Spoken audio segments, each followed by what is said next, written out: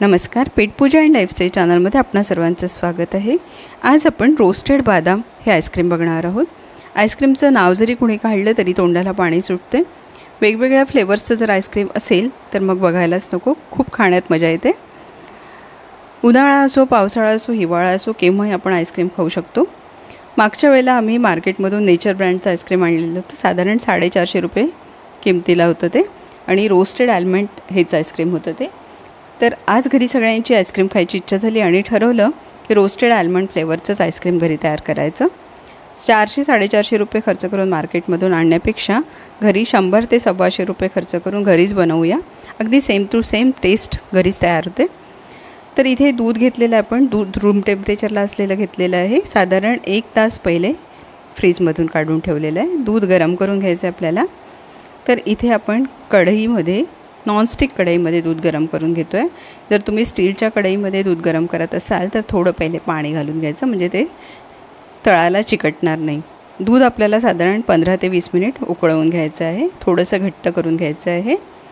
तर दूध उकळतपर्यंत आपण बाकीचे इन्ग्रेडियंट बघून घेऊया। तर 1 वाटी भरून बदाम, 1 वाटी भरून साखर, 1 वाटी भरून घरचीच दुधावरची साय घेतलेली आहे, थोडंसं दूध पावडर घेतलेलं आहे आणि थोडंसं कॉर्नफ्लोअर घेतलेलं आहे। याशिवाय आपल्याला काहीही लागणार नाही, बस एवढं साहित्य लागणार आहे। सगळ्यात पहिले आपल्याला बदाम भाजून घ्यायचे आहे। तर पॅन गरम करायला ठेवलेला आहे, पॅनमध्ये बदाम घालून घेतलेले आहे। लो टू मिडियम फ्लेमला आपल्याला हे बदाम भाजून घ्यायचे आहे।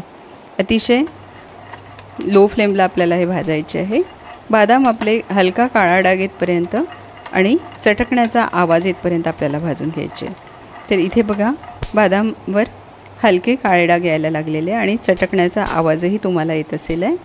तुम्ही थोडंसं लक्ष देऊन ऐका, तर चटकण्याचा आवाज पण येतो आहे। आणि हे बदाम भाजून झालेले आहे, हे मी काढून घेतलेले एका बाउलमध्ये।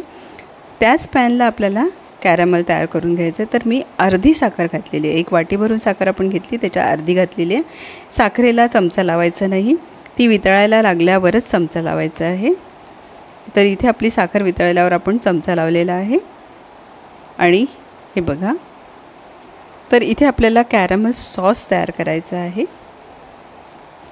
साखर आपली वितळलेली आहे, थोडासा अजून डार्क कलर आपल्याला पाहिजे, तर हा कलर आपल्याला हवा आहे।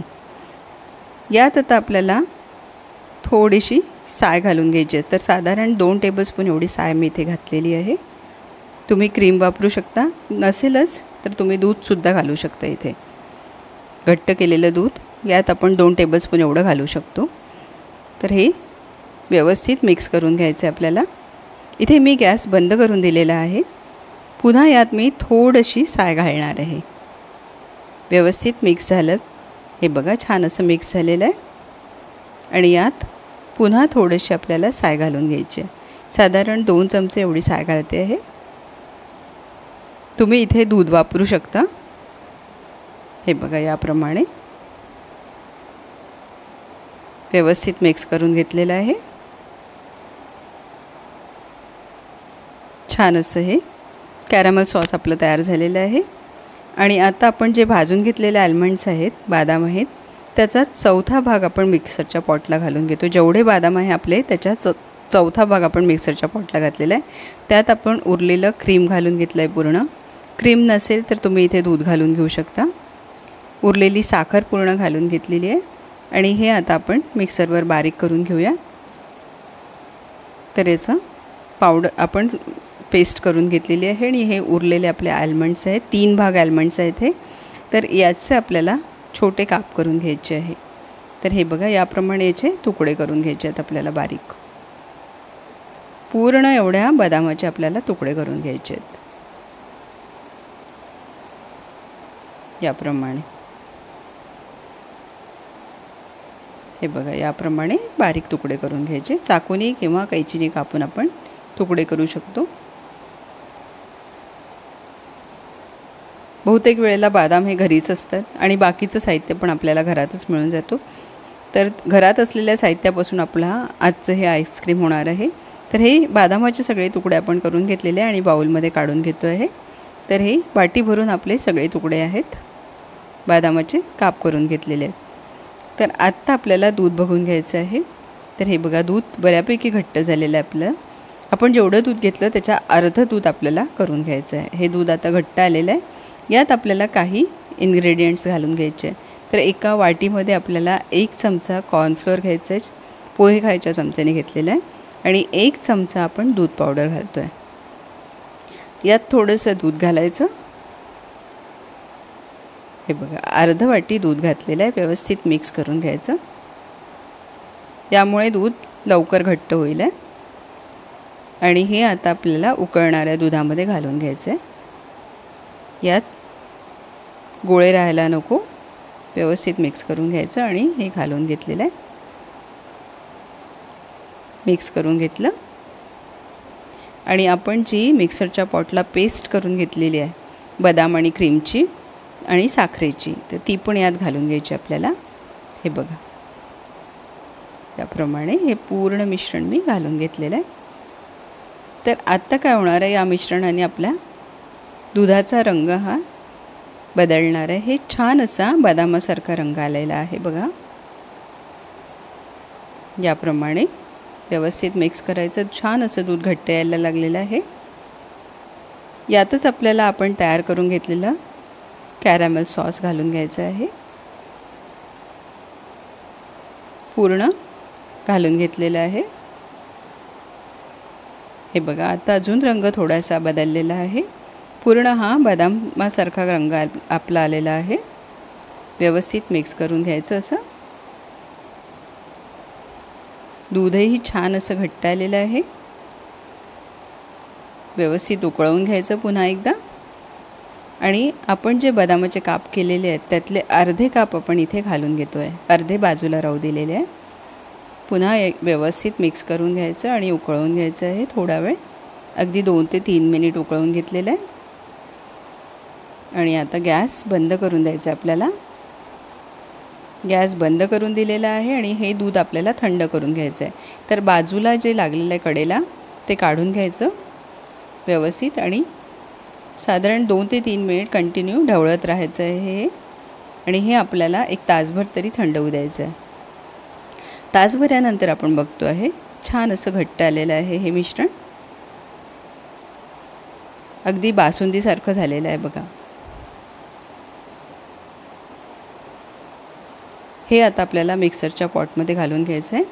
आपण ज्युसर पॉटला हे थोडंसं एकदा फिरवून घेणार आहोत मिक्सरवर.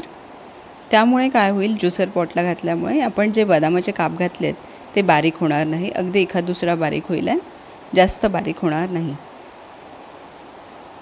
तर हे 1 ते 2 वेळा आपण मिक्सर फिरवून घेऊया. आणि हे बघा, मिश्रण आपलं तयार झालेलं आहे. छान असं स्मूथ झालेलं आहे. त्यात असलेले आल्मंड्सचे तुकडे पण तसेच्या तसेच आहेत.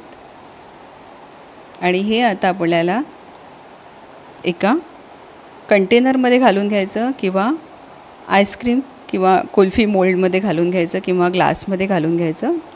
तुम्हाला जर कुल्फी करायची असेल तर तुम्ही पेपर ग्लासमध्ये किंवा काचेच्या ग्लासमध्ये पण घालू शकता.